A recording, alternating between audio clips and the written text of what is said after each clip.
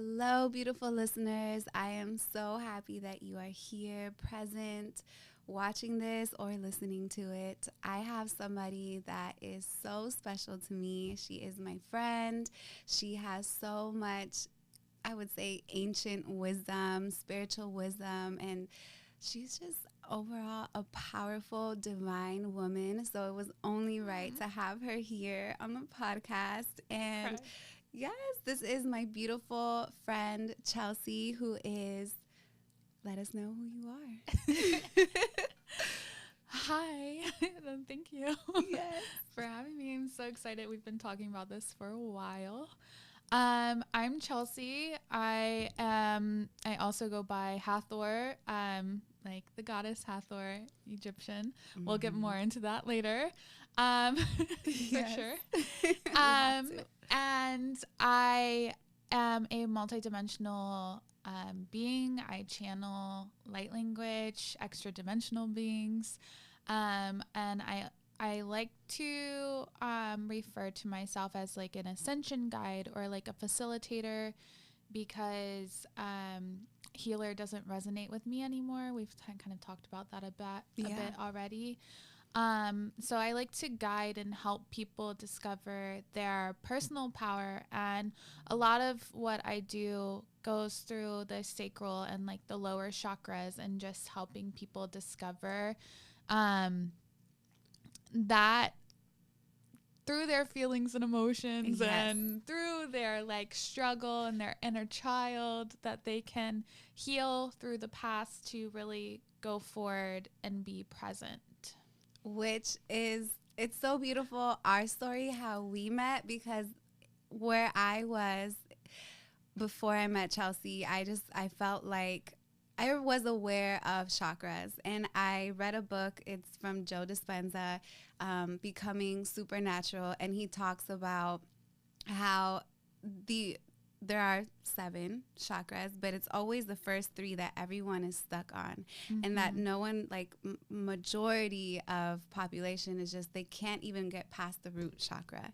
So imagine like we're all here trying to find joy and feel whole, but it's those blockages in those first 3 that really like stop you from experiencing the other, which is more in tuned with spirit, guides, extra dimensional beings, like everything that's not physical in this physical realm essentially is like what you're channeling, source energy, things like that. But the reason why the lower chakras in general are so hard is because those are the ones that are the physical realm chakras, right? Your solar plexus, like your sacral, your root, and then like you even have lower chakras than the root, like those around the knees, like you have a chakra system there, and then you have another around the ankles.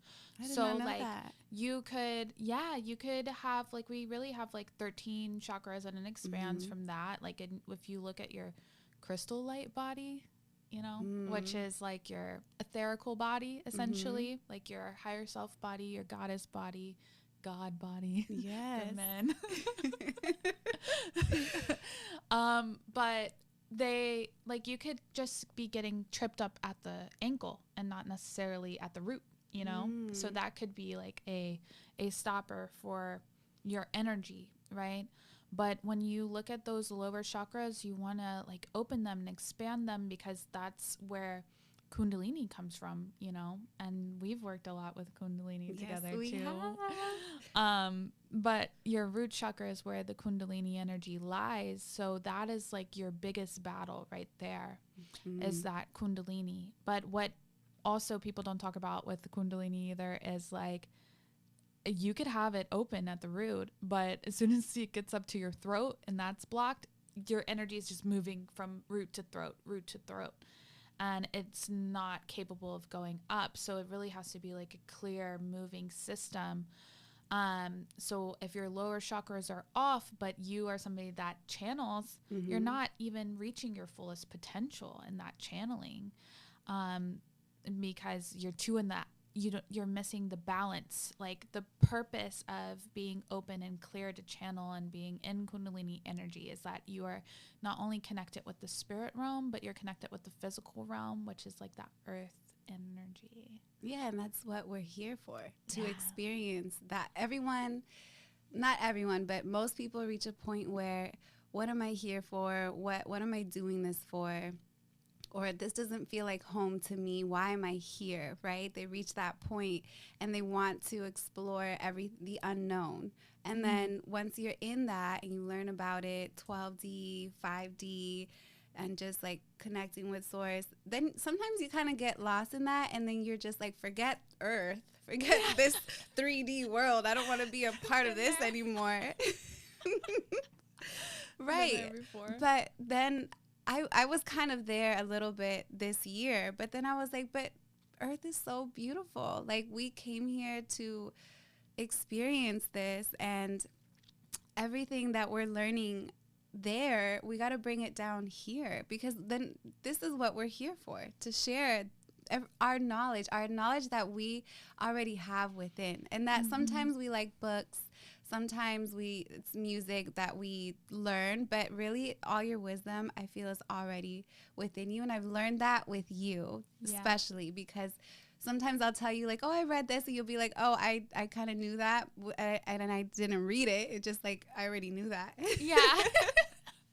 Yeah. And because what is the first thing you do, like when you're in like this spiritual journey, is you start looking outward, like for things, right? So I know we've talked about like my journey, and it really went from, I was like so in my masculine, I was like on birth control for 13 years. I had no feelings, no emotions. Like when I wasn't, just from those hormones, like I was suppressing all my feelings, numbing myself through like alcohol or through, just distractions, right?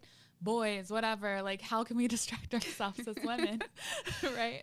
So it's just, I had to work through all of that trauma, and really, I never realized how much I had triggers around masculine energy until this year, because once I got off birth control, like once I stopped like alcohol, once I started the spiritual journey, which really started through reading self-help books, and self-help books, they're not like, there's this universe and this universe. They're just more like, this is how to be better to yourself. This is like good practices. And they're all from that person's perspective.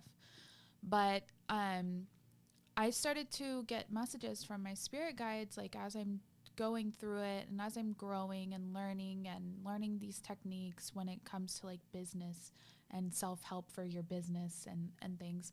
They were like, okay, you're done reading. Yeah. No more reading. And I'm like, what? Like, how am I going to learn? And they're like, no, trust us. Go meditate. Ask for what you want to receive. Ask us to show you what you need to see regarding, like, what's happening right now. And we'll show you the answer. Like, it's already here. You've already done this before. You've already lived this before. You already know the outcome. You don't need to read. You don't need to look at other people's perspectives, because when you do that, you block your channel, and then there's too much ego within the channel because you already have this perceived notion, an idea of how it's supposed to look, right? So I get like random like channels that come through differently. So if I went off topic at any point, just let me know. You know how I get. But we were talking earlier about how a lot of women right now, there's a big divide right now, because it's like society is telling men to be so masculine, don't be any feminine, don't do this, don't do that. Or like if you are embracive of your feminine, then you're getting scrutinized and like categorized into certain ways and certain things. Or women look at you as down, like you're not man enough for me because you are too creative, or you are too expressional, too emotional. And that's what's given in society, is that men have to be tough, men have to be the provider. Men have to be this, this, and this for women so that women can be soft and whatever. That's the new thing right now. Yes, that's what we're hearing everywhere. And women, we're being told, like, you got to go to work. You need to be a boss An bitch. independent woman. You know? Yes, we hear that. You like, don't need a man. Independent woman, single ladies, like all of these things. But like, look at what the people are preaching, right? And look at their actions in their own personal lives. Like they're feeding us a narrative, but their narrative at home is like, no, my husband cheated on me, but I'm still with him. Like, we're working on this. We're doing that, you know, like it's this whole place where you have to find discernment with yourself to feed through the BS. And I'm really big on like, get inspired, but don't get influenced. And we live in a culture where we get so influenced by what everyone is telling us online.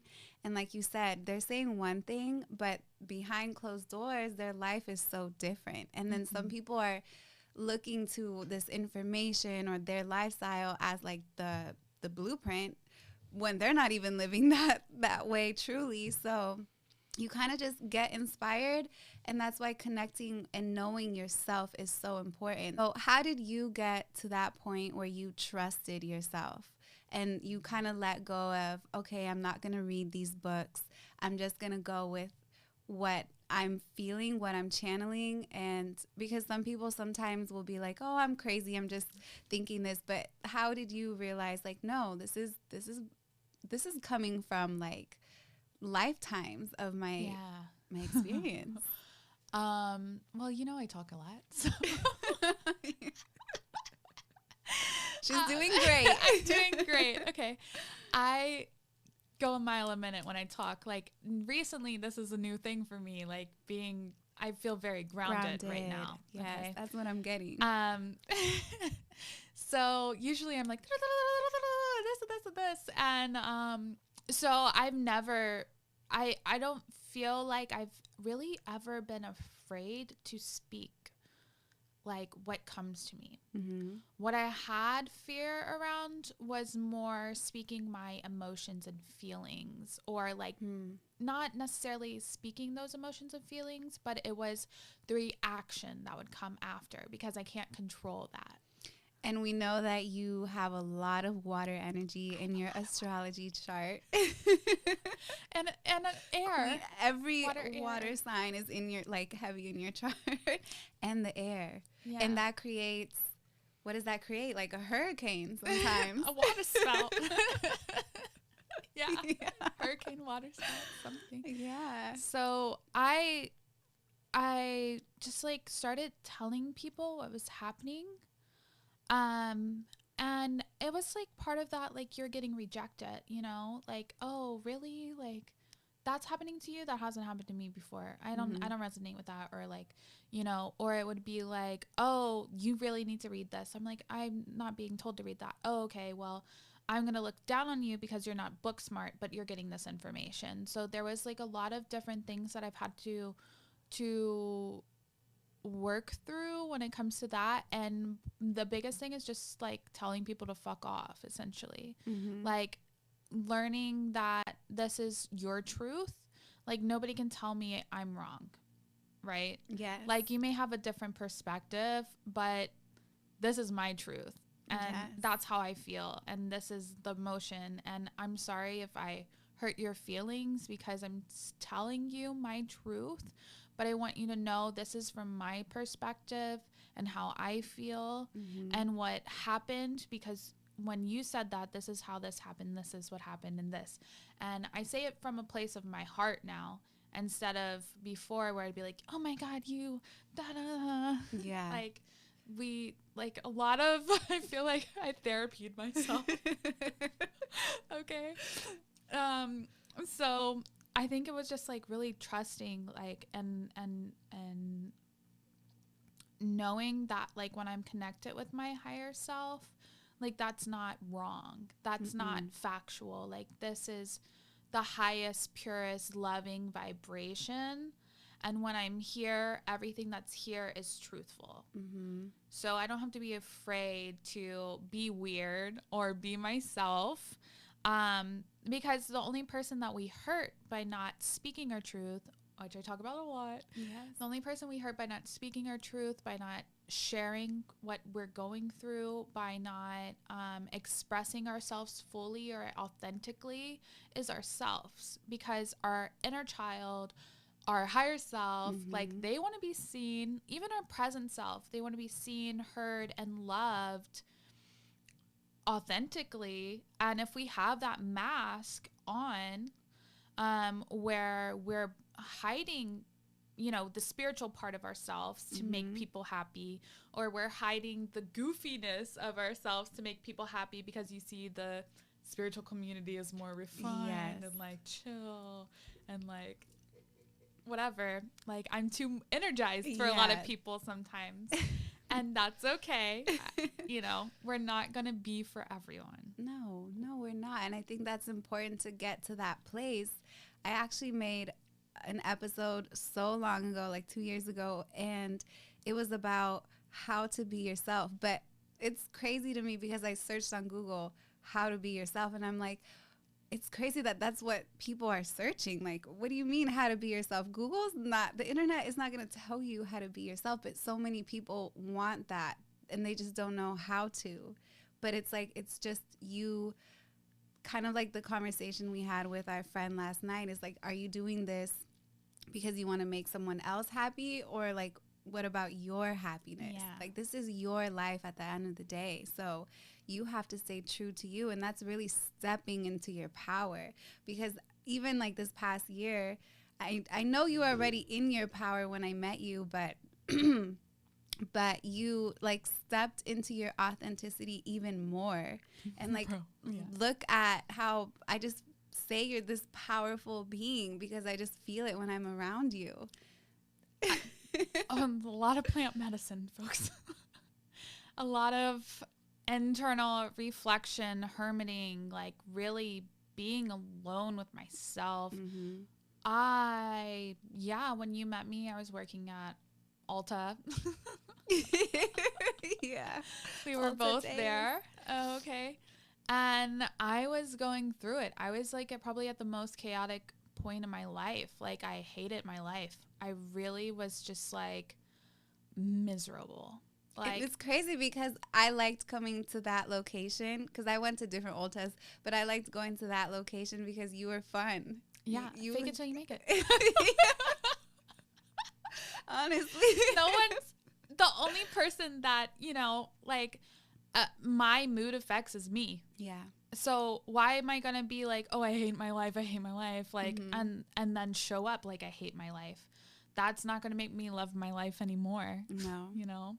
So I always try to, like, now more than ever, I've realized my words are powerful. Like, what I say manifest. Like, and if I say, oh, I hate this, I'm this or that, then that's what starts happening. Like, he's making my life hell, then my life becomes hell. Or like, you know, I just, instead of just being like, everything's happening how it's supposed to, it's going to be resolved for itself. Like, I'm going to be okay. And at that time, like when I met you, like my joy was being away from my home. You know, I didn't exactly like my job that much. Like, I was bored, but I was like, when I saw you, I was like, yes, somebody I could talk to. That's cool. That's like, has a good vibe. That's not going to drain me down even further. But I really was like a little solitude for me. And I kind of just like, I had been doing Reiki, I'd been doing mediumship. So it was like, I was coming out of that box, and then me coming out of that box really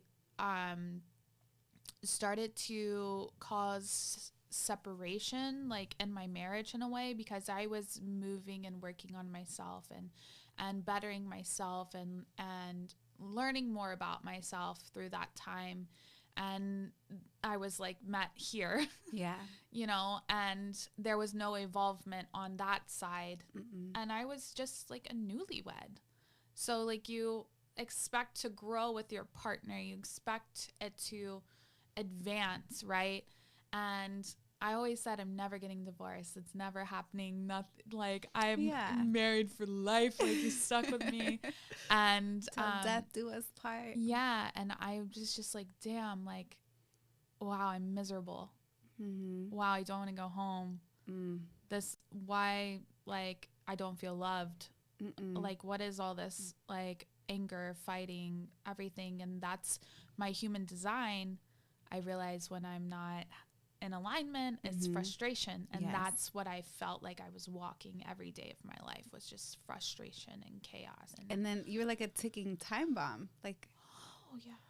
You know, that I'm in human design too, frustration. So that's not fun to walk around like that. And then home is where you take everything off, your mask that you had to put sometimes at work, and to not even be comfortable there. Yeah, to be myself. It was like, you know, like you can't be your own self anymore, which is interesting. So that point, like, led me to, like, I started getting dreams of doing ayahuasca. And I was like, I don't know how I'm going to afford this, but if that's what I'm supposed to do, God, put it in my lap. Like, let's make it happen. And, you know, I think being an Alta allowed me to have my time off. Yeah. Paid time off. And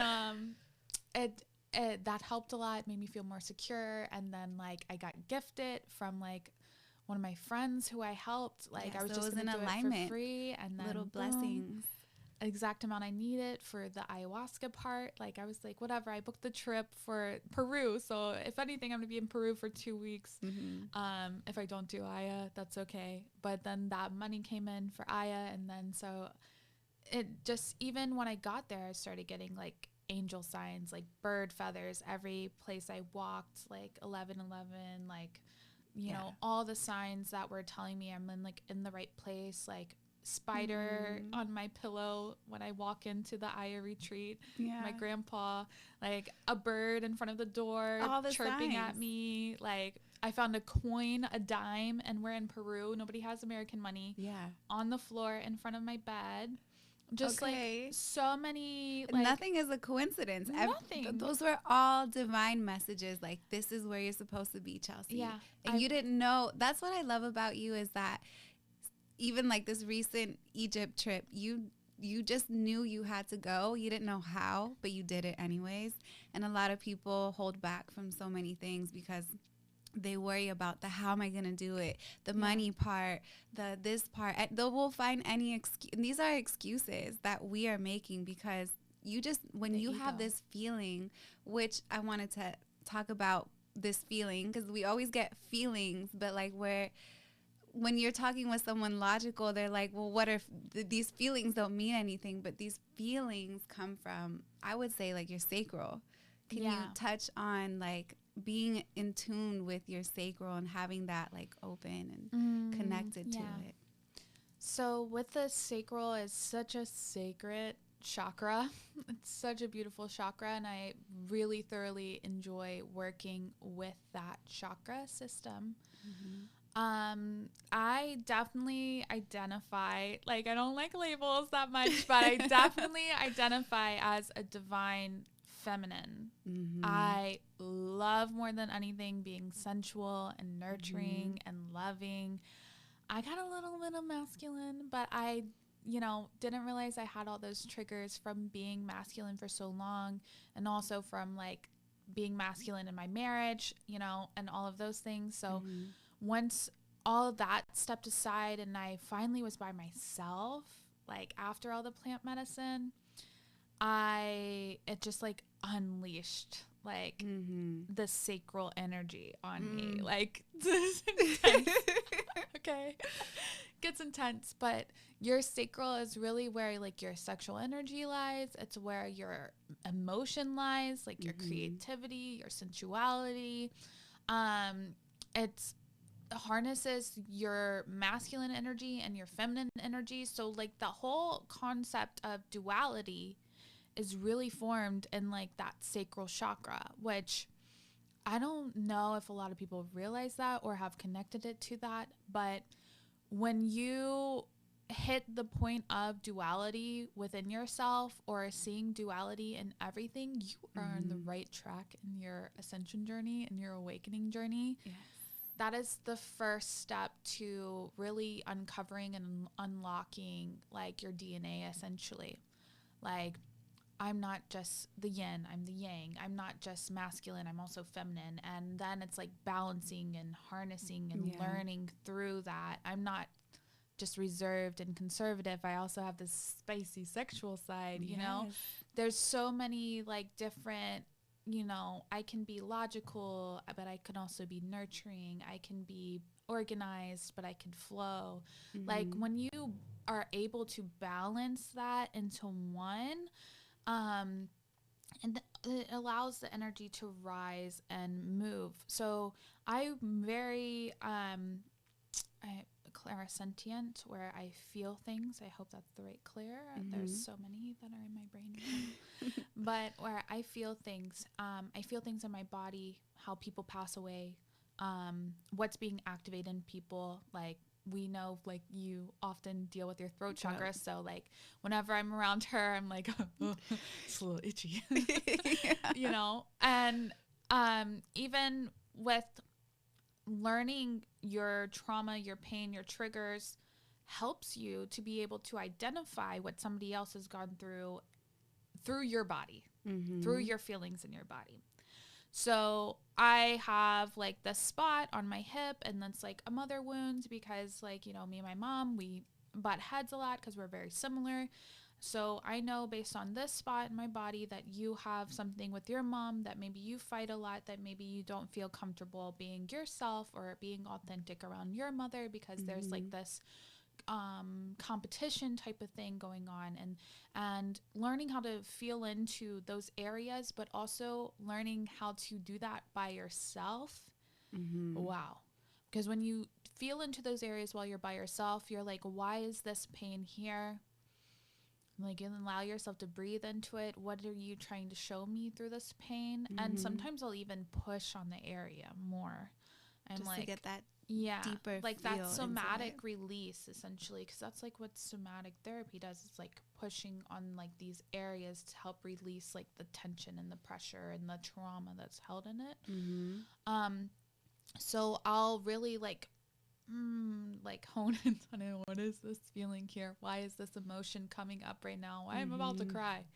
What am I releasing? All right, let me release this. Thank you for like the lesson I learned, and move forward. But that's like learning those points on yourself is how you can be a more effective facilitator for healings. Yeah.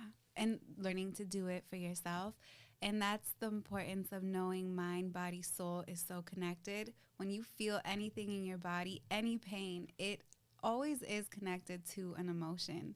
And but the thing is, you know, you said it like it sounds so easy to be like, okay, this hurts. What am I feeling? Let me release it. But that's the part that people don't do, is the release. They feel it.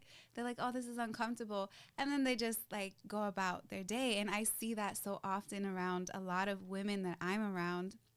And, you know, you only know as much as you're taught, or it always takes someone coming in your path to guide you, or maybe, unfortunately, some like a sickness for you to be aware of, okay, there's some healing that I need to do.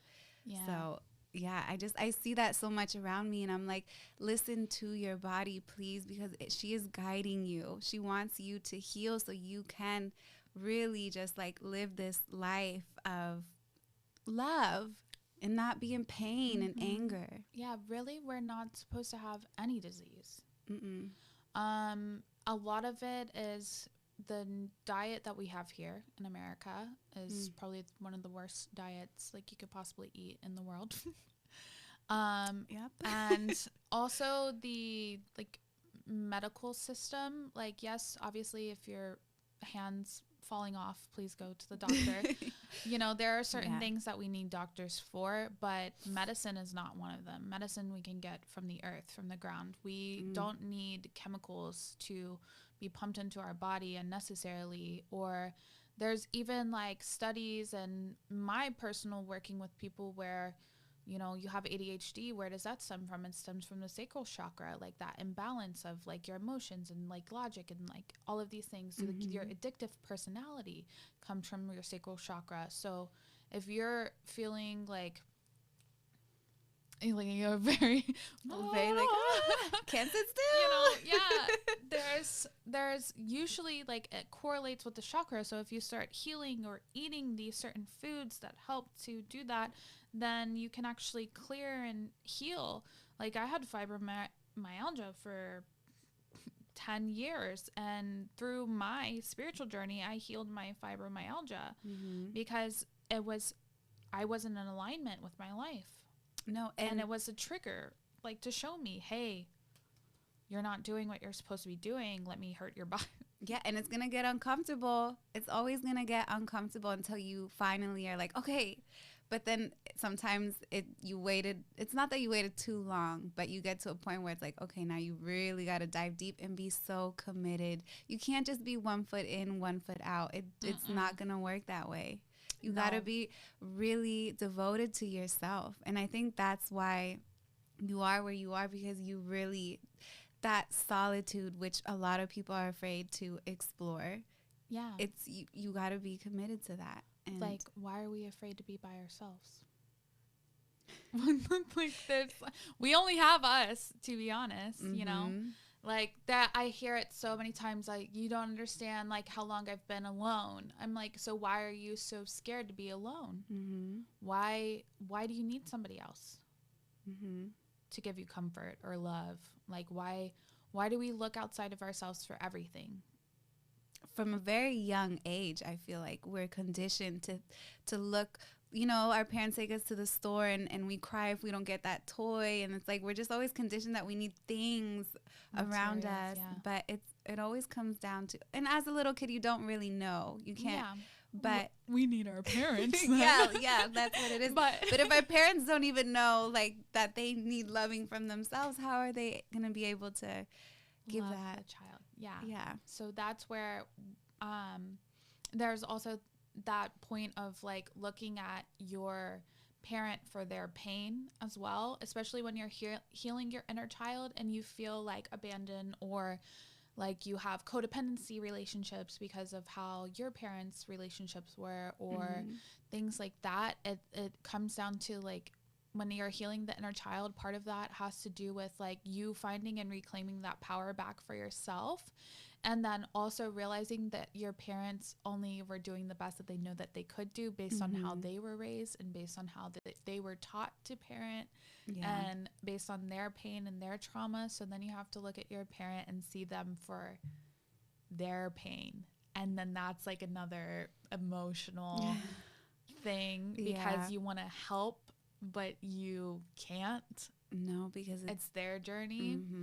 And you could just see where, like, your ancestors, especially if you do ancestor work or deity work, your ancestors were trying to help them too. You know, your ancestors, they were the ones that were supposed to break the chain before you. So a lot of times when you are spiritual, like me and you, and your parents used to be spiritual at one time, and then they go off of that path because of life, they pick another direction. That's passed down onto us now. So when they see us owning that, when they see us showing up and being authentic and doing not the normal thing, dropping out of school, or, like, maybe finishing school but not doing the career, you know, all of those things, it triggers them, because they're like, well, I didn't get to do that.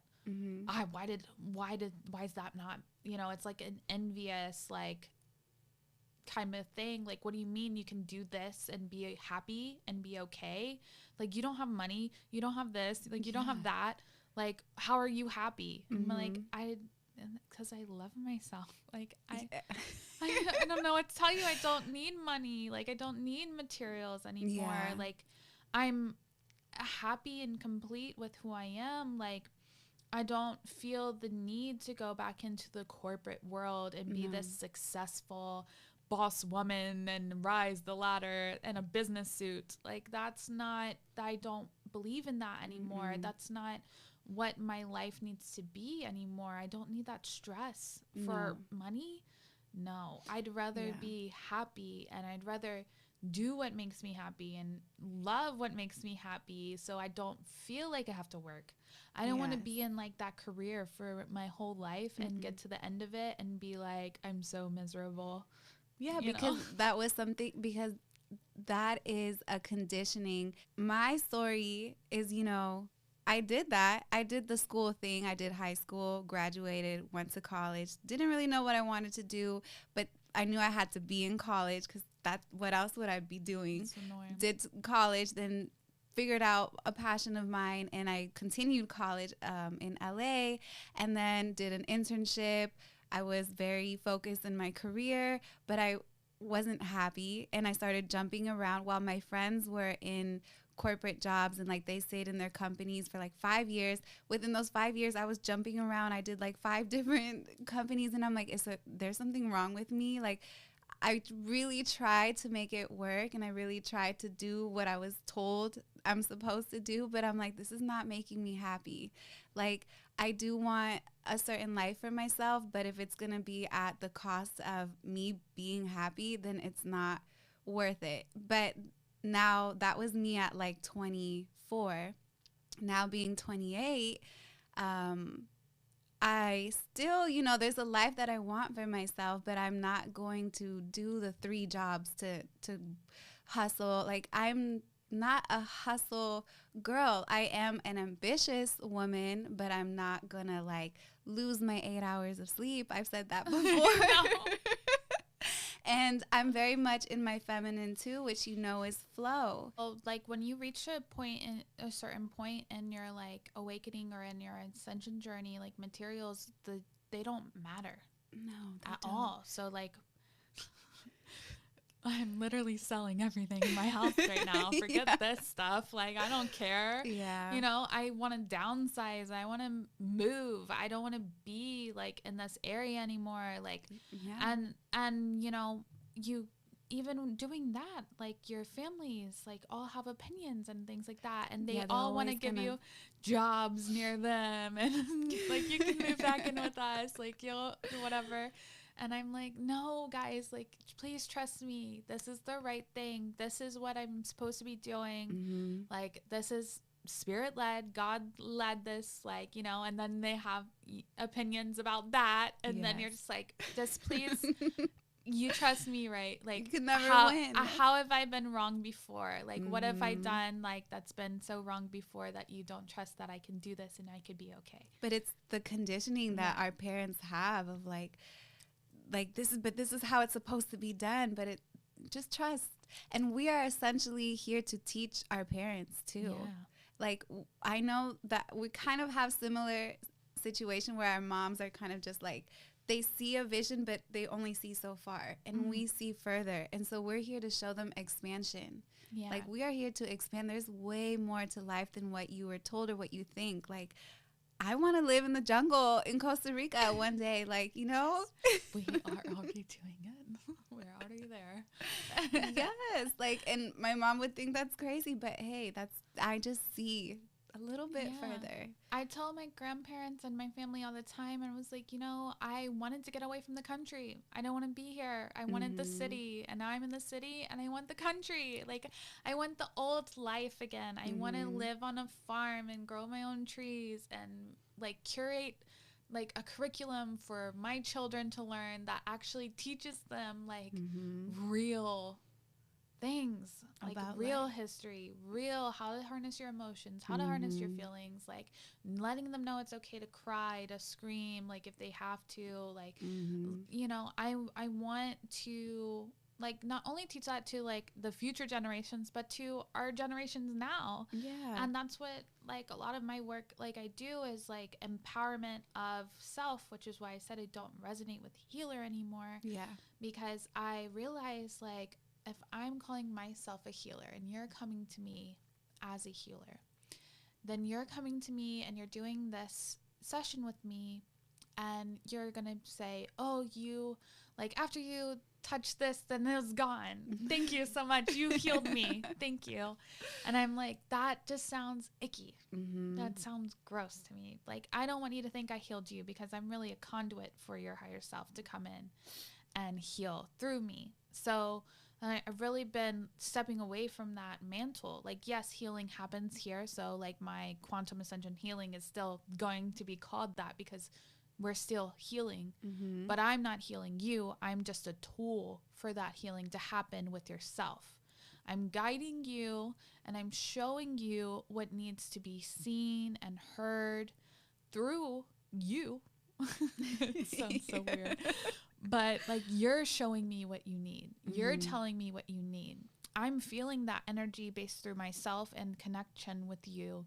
And we're working together to heal you, right? Yeah. I'm not doing it for you. No. Because if you're trying to heal codependency, if you're trying to heal whatever ailment or trauma you have, you want to do it on yourself because you don't want to be dependent on that person that's facilitating for you to continuously heal you. Because when that's they're where hermit gone, mode comes in. Yeah, because then when that person, because nothing is forever, nothing is permanent. Things are constantly changing. People are flowing into and out of our lives, and so you're going to feel empty when that one person that you were codependent on is gone. And then you're going to be back in the place of who am I? So, yeah, it's important. Yeah. And that was my journey with you. Like, you really guided me. You still guide me because we're doing the Ascend to Your Power Circle, which has been, it has been such a safe place for me to just be me, and the girls there, like, we just connect, and we come from different backgrounds, different areas, and it's just beautiful to connect in that way. And thank you for making a space like that. Thank you. I was very spirit led for sure, because I just kept thinking like about all the what I had to do. Like, how did I heal myself? How did I get here with myself? Damn, I didn't really have anybody to tell me why light language, you know, like, came through. I didn't have anybody helping me or guiding me, really. I had mentors, you know, for certain things, but I outgrew them. And then I was like, oh, fuck. Like, am I really outgrowing these people right now? Like, yeah. And it's a really crappy thing when you get to a point and there's nobody else that can help you. Like, you have to help yourself. Yeah. And so what I started that course, it was like, okay, I'm going to show people that they can do this on their own. I'm going to hold this space once a week or every 2 weeks in our 6 month, once a week in the 6 weeks that I have. But I'm going to hold the space to kind of do the healings, to teach you like the little intuitions and like help with like channeling and stuff like that. And also kind of clear some blocks, like maybe you need assistance from your higher selves, right? If you haven't really been meditating that much this week. But like the coursework really, like 1 week at a time, just going through each chakra system, just going through what it does mean to have security with yourself, what it does mean to have duality within yourself, what it means to know who you are. Who are you in this life? Because I talk about, you know, that hermiting stage from doing plant medicine, ayahuasca, allowed me to connect with myself. I didn't have any other energy around me except for my exes, because we were still living together at the time, but nobody else to tap into my energy. I went through my dark night of the soul solo. I didn't share. I didn't work on anybody. I literally laid in bed and meditated and like cooked myself food and just, what did I just experience? Okay, my reality is very distorted right now. I'm okay, but like, this is who I am. This is what's happening. Then, you know, we need to get a little guidance. Okay, I get guidance. I'm doing Reiki. I'm healing through what I saw, what I've went through. I'm working through like Kundalini activation process is coming up. I should probably do Kundalini. Oh my gosh, I already activated my Kundalini in ayahuasca. I didn't know that. Then you go like boom, boom, boom, boom, boom, boom, boom. So I'm like healing myself with help when I need it, when it's guided. But all that deep internal work came from like writing down questions for myself, answering the questions. What is this feeling? Answering that. Why is this coming up right now? Why am I getting triggered by this right now? Why am I like really depressed after this?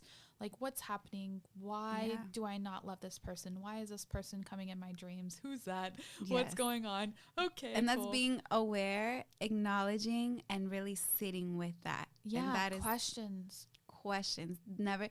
Never be afraid to ask questions, and the answers will come to you. Yeah, and that's a lot of what I do with you guys too. Okay, why do you think that's happening? Where does that come from? What is that?